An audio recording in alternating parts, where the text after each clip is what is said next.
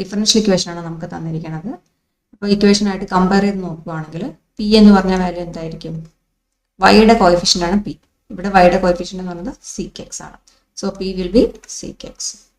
ഇനി നമ്മുടെ format d y by d x plus y into P equal to Q എന്നുള്ള format ആണെങ്കിൽ അതിൻ്റെ ഇൻ്റഗ്രേറ്റിംഗ് ഫാക്ടർ എന്ന് പറഞ്ഞാൽ എന്തായിരുന്നു?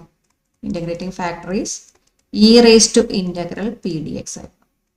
ഓക്കെ, അപ്പോൾ ഇവിടെ പി എന്നുള്ള വാല്യൂ സീക്ക് എക്സ് ആണ്. So integrating factor is e raise to integral sec x d x ആയിരിക്കും. ഇനി ഇൻ്റഗ്രൽ ഓഫ് സീക്ക് എക്സ് എന്ന് പറഞ്ഞാൽ log mod sec x plus tan x ആണ്. So e raise to log mod sec x plus tan x എന്ന് എഴുതാം.